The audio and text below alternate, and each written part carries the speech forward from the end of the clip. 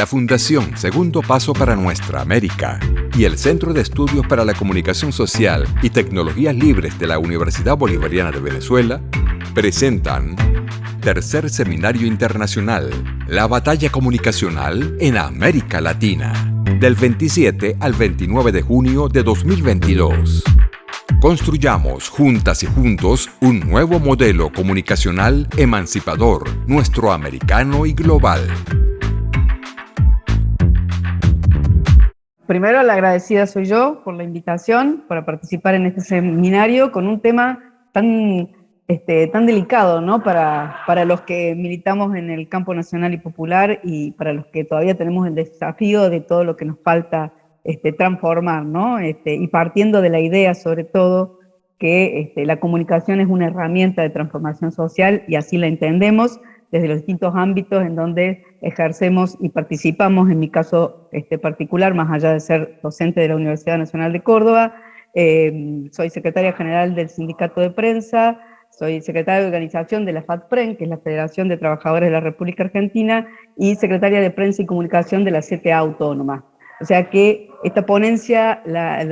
si bien uno no separa la academia de la práctica, es más y tiene que ver más con mi experiencia de pensar este tema de la batalla cultural y de la soberanía comunicacional desde estos ámbitos de organización de los trabajadores y trabajadoras en la República Argentina. El título de la ponencia es Soberanía comunicacional, desde Argentina, algunas claves y reflexiones para construir un proceso emancipatorio de los pueblos latinoamericanos. ¿Cuál es lo que hemos venido trabajando? Es que un país que se precie de ser soberano debe promover, desarrollar y garantizar el derecho de comunicación de su pueblo. Y cuando hablamos del derecho de comunicación, no solo nos referimos a la necesidad, a satisfacer la necesidad de comunicación con información de calidad, que esta sería la tarea que realizamos aquellos que estamos en los procesos productivos de contenido, sino también y especialmente sostener estratégicamente una política nacional de telecomunicaciones. Partimos entonces y hacemos un desarrollo hasta llegar a esta idea y qué podemos proponer desde la clase trabajadora para garantizar esta soberanía comunicacional, en repensar un poquito qué es ese derecho de comunicación que tiene toda la población que necesitamos hacer cumplir, ¿no? El derecho a la comunicación es el derecho de todas las personas al acceso en condiciones de igualdad a la información y al conocimiento sin someterse a las leyes de mercado, permitiendo la libre expresión de la ciudadanía. El Estado para nosotros está obligado justamente a eso, asegurar el derecho a la información y a la libre expresión de cada ciudadano, pero también a evitar la concentración de la información y la comunicación. Si la información es un bien público, no se puede utilizar criterios de mercado, porque al mercado solo le interesa vender, y al Estado le tiene que interesar que su ciudadanía esté bien informada, porque persigue otro objetivo, que es el objetivo de tener un pueblo que pueda tomar decisiones conforme a la información y a la producción de contenidos que circula. Entonces, el Estado tiene que garantizar que no haya concentración de medios de comunicación, que no haya concentración de las telecomunicaciones y que no haya concentración de las plataformas. Esto me parece que es importante porque eso es lo que se constituye como los espacios de convergencia infotelecomunicacionales que hoy estamos permanentemente atravesados y que cada vez hay más concentración de eso. Pero también sabemos que estamos inmersos en un mundo de permanente información, pero también de relaciones y entramados de poder. Es decir, estas relaciones que se construyen en el poder permanentemente estamos en disputa, ¿no? En disputa por aquellos que quieren controlar y los que quieren liberar, por aquellos que quieren concentrar y los que pretendemos democratizar, y por aquellos los que permiten ocultar y los que pretendemos que esto cobre visibilidad, ¿no? Recién lo excusaba el profesor Fernando cuando decía estas experiencias de medios comunitarios son totalmente invisibilizadas permanentemente, invisibilizadas de distinta manera, porque tienen una jerarquía, tienen una importancia en sus comunidades, sin embargo no podemos romper esos cercos que nos plantea la hegemonía y las que permanentemente estamos disputando espacios de poder. América Latina tiene una característica que es mucha concentración en lo mediático, mucha concentración en las empresas de telecomunicaciones y también en las empresas de plataforma. Todavía no hay al menos que hasta ahora tenga peso, alguna regulación que tenga que ver con el capitalismo de plataforma y con las empresas de plataforma, que son las que vienen manejando absolutamente todas las autopistas y las redes por donde circula la información. Esto repercute en esto, ¿no? En que no podamos tener contenidos diversos y que sigamos construyendo, o se siga construyendo, un discurso hegemónico que no pone en relieve las posibilidades de organización que tenemos como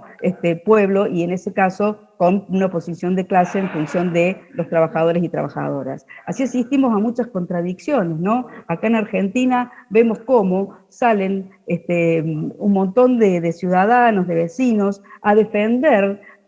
abstracciones que son construidas de los medios hegemónicos y que poca realidad tienen que ver con las necesidades que tiene para satisfacer el pueblo, ¿no? Por ejemplo, salimos en defensa del campo cuando se quieren tomar algunas políticas que puedan significar políticas más vinculadas a las necesidades nacionales y populares que se tienen, como en el caso de Vicentín, que era una empresa que había estafado al propio Estado, al Banco Nación, con préstamos importantísimos, y sale toda una comunidad a defender a esa empresa, cuando en realidad lo que se quería hacer era la posibilidad de modificar esa relación de fuerza y buscar el beneficio de la mayoría de la población. Entonces, el discurso hegemónico sigue vigente y se reproduce permanentemente, y estas experiencias que están instaladas en la comunidad, que podrían servir para revertir estas situaciones, no logran tener esa visibilidad o no logran consolidarse para poder generar modificaciones. Esta característica que se ve en toda América Latina también creemos que ha tenido periodos en donde hemos logrado al menos poner en tensión esa disputa de poder, ¿no? Y desde el 2000 para esta parte hay experiencias muy ricas, muchas de ellas ustedes las conocen porque son específicamente de Venezuela y que tienen que ver con leyes que se han dictado en torno a eso, o como acá en Argentina, que empezamos en el 2004 con la Coalición por una Radiodifusión Democrática, y se plantearon 21 puntos que participaron organizaciones sociales,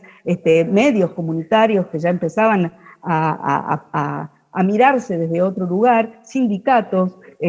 o sea, hubo una participación grande que terminó en nuestra ley de medios audiovisuales, la 26522, que se sancionó en el 2009, y que, fíjense que en estos procesos en donde avanzamos y retrocedemos desde la posibilidad de la disputa de poder, cuando asumió el gobierno de Macri, un gobierno totalmente de un sesgo neoliberal, atacaron justamente por decreto aquellos artículos de la ley que impedían la concentración de mediática. Esto es determinante y por ahí no se logra que la sociedad en su conjunto tome dimensión de lo grave que significaba este retroceso. Hoy ya, a 2 años de un gobierno distinto, un gobierno en donde se votó en el 2019 un cambio de rumbo a ese neoliberalismo, tampoco hemos logrado que se revierta esos decretos que siguen vigentes e inclusive que significan un retroceso para la plena implementación de la ley. Esto también sucedió en Ecuador, ¿no? Y el año pasado se tocó aquella ley que tenía que ver, la ley orgánica de comunicación, que también era un avance importante. Entonces, esto me parece que tenemos que ser conscientes, porque es parte de lo que tenemos que pensar cuando hablamos de una soberanía comunicacional, y una soberanía comunicacional que no solo nos atraviesa a cada uno de los países en particular con las distintas experiencias que se tiene, sino pensada en clave de emancipación. Me parece importante como segundo punto, luego de pensar qué es este derecho a la comunicación y cómo lo podemos garantizar y cómo el Estado tiene la obligación de garantizarlo, así como garantiza otros derechos humanos, ¿no? Si nos ponemos en la misma condición, podemos pensar, al menos acá en Argentina, se garantiza el derecho humano a la salud. Hay salud privada, pero hay salud pública, y el Estado garantiza la salud pública. Después podemos discutir si faltan insumos en los hospitales públicos, si los médicos no se les paga el salario que les corresponde. Eso quedó muy expuesto y muy de manifiesto con la pandemia. que fueron reclamos que se hicieron desde los sectores de trabajadores y trabajadoras que trabajaron en la salud pública, pero el Estado la garantiza. Lo mismo sucede con la educación.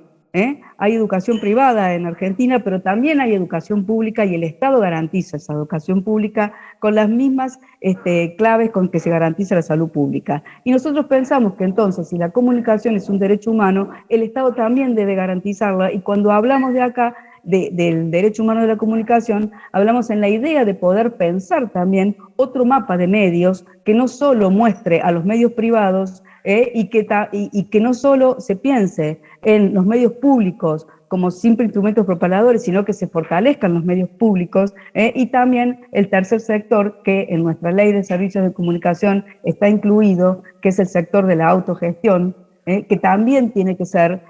visibilizado en ese mapa de medios, y también tenemos que pedir que se transforme la idea de pensar la comunicación solo desde el discurso hegemónico, desde los medios hegemónicos. Pero me parece que esto no es una casualidad y que no está solamente librado a las cuestiones de lo que pueda hacer cada gobierno y de los avances y retrocesos según las líneas y las corrientes ideológicas que tengan estos gobiernos. ¿Por qué? Porque seguimos una línea de pensar que no se puede separar la economía, la política y la cultura. Y en esto me atrevo a traer algunos pensamientos de Herbert Schiller, impulsor de la economía política de las comunicaciones, que ya en 1969 escribió un libro, Comunicación de Masa, Imperialismo Yanqui, en donde demostraba la estrecha relación que se tenía entre lo militar, la tecnología y la comunicación para sentar esas bases de dominación. En este libro, Schiller desarrolla el concepto de conciencia empaquetada, en donde argumenta que los medios estadounidenses están controlados por unas pocas corporaciones que crean, procesan, refinan y presiden la circulación de imagen e información que determinan nuestras creencias, actitudes y nuestros comportamientos. Para llevar adelante sus intereses, estas empresas necesitaban no solamente el poderío militar que les garantizaba la fuerza en cuanto a la dominación, sino también y centralmente la cuestión económica y el desarrollo de las tecnologías. 30 años después, Schiller escribe otro libro que es muy importante, que se denomina Aviso para el navegante, y plantea en la primera página, en la introducción, bienvenidos al nuevo orden mundial de las fuerzas del mercado. Ya no hace falta ese poder militar asociado tan directamente a la tecnología de la comunicación, sino que en función del desarrollo tecnológico y del ingreso de Internet, Schiller denuncia justamente que la tecnología, todas las expectativas generadas en los avances tecnológicos en comunicaciones fueron siempre usadas a favor de determinados intereses económicos, ¿no? La estrategia era controlar la producción y la distribución mundial gracias a estos nuevos sistemas de comunicación, en donde los países más poderosos y las corporaciones económicas asociadas a estos países más poderosos planteaban una forma de ampliar sus mercados y de optimizar sus ganancias. ¿Qué es lo que plantea Schiller y por qué lo traigo? Porque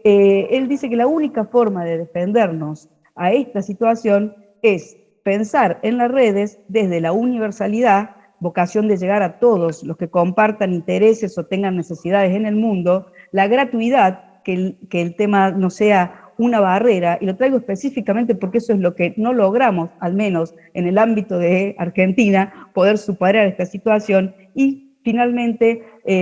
la otra forma de poder contrarrestar esto es la cultura, introduciendo contenidos que permitan el avance social e individual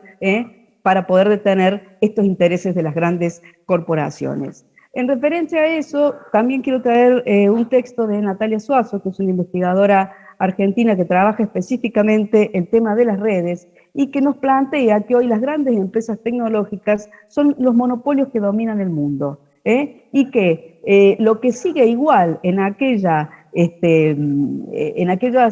avances de los países desarrollados o imperialistas como Estados Unidos con este nuevo colonialismo, lo que tienen en común es que la desigualdad sigue exactamente intacta.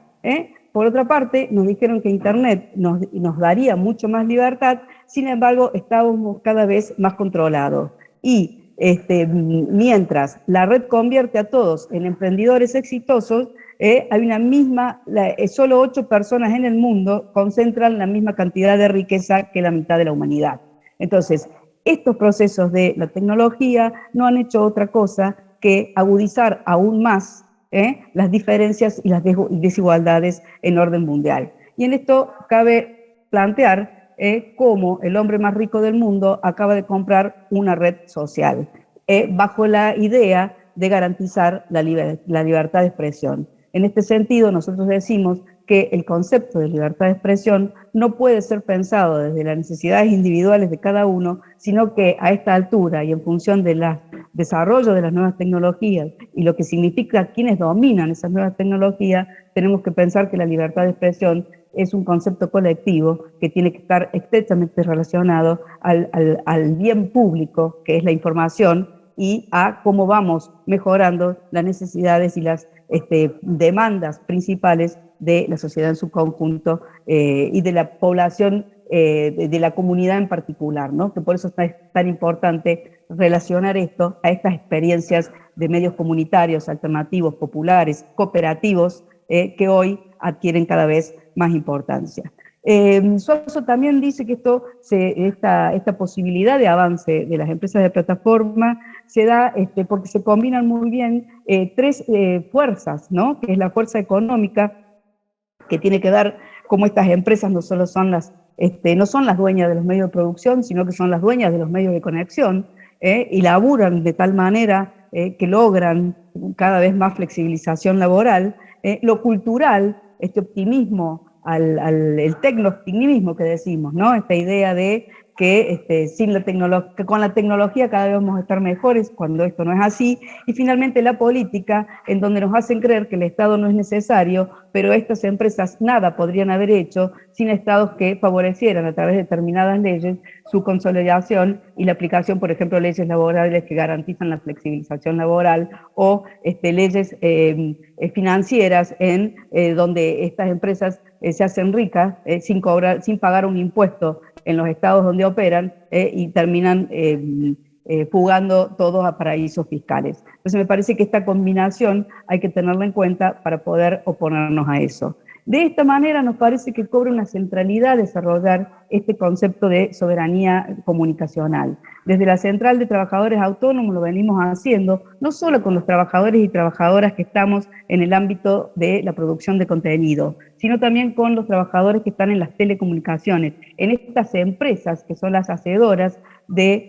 desarrollo tecnológico y son las que instalan las autopistas por donde circula esta información. Entonces nos parece que hay una necesidad muy grande de converger, y en esto desarrollamos en un documento que circula y que estamos poniendo en debate dentro de la Central con los gremios de los telefónicos, los gremios de prensa y otros gremios que también intervienen en este concepto de lo que son las infotelecomunicaciones, de poner 5 puntos que nos parece que deberían garantizarse para poder pensar este concepto de soberanía comunicacional. En primer lugar, establecer específicamente el derecho a las telecomunicaciones que tiene toda la ciudadanía, entendiendo este derecho a las telecomunicaciones como que cada habitante de la Argentina, cualquier sea su condición social y económica, así como su ubicación geográfica, debe disponer de la conectividad necesaria para el acceso a la red de Internet y otras, con una velocidad y ancho de banda que le permita el intercambio de información de voz, texto, datos e imágenes fijas y en movimiento, acorde a sus necesidades de comunicación, y tener además el acceso a los servicios de telecomunicaciones, especialmente telefonía fija y móvil. Este derecho además es extensivo a las instituciones de gobierno y su relación con los ciudadanos, las instituciones educativas y la de salud. Esto se agrega específicamente porque durante la pandemia, si los ciudadanos no tenían un móvil o una computadora de donde entrar a Internet, no hubiesen sido posibles las clases de un montón de chicos y chicas que no podían trasladarse a las escuelas por la imposibilidad de la pandemia. Y esto sí se veía que en aquellos sectores más altos de la sociedad había una posibilidad de acceder a la educación, mientras los sectores populares, los sectores más postergados, tenían que gastar muchísimo más en la compra de tarjeta para tener datos móviles, porque Internet no llega a todos lados y por lo tanto hay una desigualdad que se va reproduciendo a medida que se desarrolla esto, ¿no? El segundo punto es declarar servicio público, tanto a las telecomunicaciones en general. En nuestro país, el artículo 54 de la ley 27078 declara servicio público la telefonía fija, pero no hacía la telefonía móvil internet. Se dictó el primer mes de la pandemia un decreto de necesidad de urgencia, el 690 en el 2020, que intentó declarar como servicio público a las telecomunicaciones, pero sin embargo fue recusado por las empresas y la justicia dio lugar a eso. Por lo tanto, las empresas terminaron cobrando lo que se les ocurría y avasallando justamente esto que decíamos en el anterior punto. Entonces, es fundamental que podamos declarar servicio público a las telecomunicaciones. Y si la telefonía fija es un servicio público, no hay nada por lo cual no se podrían usar los mismos argumentos que dieron lugar a declarar ese interés público a la telefonía fija para la telefonía móvil y para Internet. Sin embargo, el discurso hegemónico tiende a plantear que mantener un móvil hoy es una situación de lujo, de diversión, lo mismo que Internet, cuando hoy sabemos que esto no es así. Entonces nos parece importante que podamos avanzar en esto. El tercer punto que nos parece que hay que desarrollar es tener una política de Estado que incluya la legislación correspondiente para el desarrollo de un complejo industrial nacional de bienes de capital en electrónica, informática y comunicaciones. ¿Qué quiere decir esto? Que hay que garantizar las actividades dedicadas en sí a la producción de servicios, pero también la producción de bienes de capital y de producción, una industria proveedora de equipamiento necesario para la producción de esos servicios. Y finalmente también tiene que entrar en esto la producción de conocimiento. Es necesario para la producción de equipamiento y los servicios desarrollar aquellas cuestiones que tienen que ver con la industria del conocimiento, hacer articulaciones con las universidades, con los centros de desarrollo de conocimiento vinculado a la tecnología, porque no solamente es el saber hacer, sino es el poder hacer, ¿no? Y que tiene que ver con que si tenemos que garantizar conectividad y conexión para toda la sociedad, que los elementos necesarios para poder acceder a esto, como puede ser una computadora, un celular, no terminen siendo con costos altísimos que tienen que ver con que la mayoría de estos productos están extranjerizados y que por ahí dependen de producción que están en el extranjero y que no se ha desarrollado como tiene que ser y con la protección del Estado, esas empresas nacionales. Y que a veces no alcanza con el compra nacional, porque si no se producen todos los elementos para poder realizar sus productos, seguimos en desigualdad de condiciones y de competencia. Entonces, esto nos parece importante. El cuarto punto es un punto muy sensible que tiene que ver con imponer el uso del principio precautorio para el desarrollo ambiental en las redes. El Estado Nacional debe garantizar que las comunicaciones se desarrollen siguiendo los principios de sustentabilidad social y ambiental y los prestadores deben evitar causar daños al medio ambiente. También en la cultura popular, así como la cultura hegemónica, se instala la idea de que tener un móvil o tener una computadora es un artículo de lujo, que no amerita que lo pueda tener cualquier trabajador y trabajadora. Se instala la idea de que todo lo que aparece vinculado a las comunicaciones no es tan contaminante. Sin embargo, nosotros sabemos la contaminación que producen las baterías, la contaminación que producen los residuos electrónicos, la contaminación que producen las ondas electromagnéticas, desde dónde se colocan o no se colocan las antenas, y esto no puede dejarlo al libre albedrío de empresas, porque está en juego nuestro futuro ecológico. Entonces nos parece que el concepto de soberanía comunicacional también tiene que tener una mirada específica que forme parte de esto. El quinto punto es defender el rol de un Estado presente que pueda tener intervención directa en las telecomunicaciones. ¿Y por qué decimos esto? Porque, por lo menos en Argentina, durante fines de la década del 80 y principios de la década del 90, con un gobierno que, amparado en ser un gobierno nacional y popular, como fue el de Menem, privatizó absolutamente todos y las empresas que más se precisaron tenían que ver con las empresas vinculadas a las comunicaciones y a las telecomunicaciones. Hay experiencias en América Latina, como en Uruguay, que en 1992 hizo un plebiscito para ver si pasaban en manos privadas o quedaban en el Estado, y se quedó en manos del Estado, y a nosotros nos parece que de alguna manera hay que ir revisando estas privatizaciones, que va a llevar tiempo y que no es fácil, ya lo digo, esto vamos avanzando y retrocediendo en función de las líneas de los distintos gobiernos que nos van tocando, pero nos parece importante mirar para adelante y plantear la posibilidad de que el Estado tenga una intervención más directa en torno a lo que son las telecomunicaciones, que no solo tiene que ver con las telefonías y con la posibilidad de comunicación, sino también con qué satélites se lanzan al espacio y cómo esa información es usada para el beneficio de la población en general y no para los intereses de determinadas empresas, como sí pasó también acá durante el último gobierno de Menem, que uno de los satélites lo termina manejando el Grupo Clarín y estos grupos hegemónicos de comunicaciones, con todo lo que eso significa. Finalmente nos parece, en el sexto punto, es que también tenemos que pensar en el tipo de control que se haga de estos servicios por parte del Estado, separando por un lado la regulación y por otro lado el control, y ese control tiene que tener participación de los trabajadores y trabajadoras. Así como a modo de cierre, y no me quiero pasar en el tiempo porque ya debo haberme extendido un poco, es avanzar sobre una idea de soberanía comunicacional, pero desde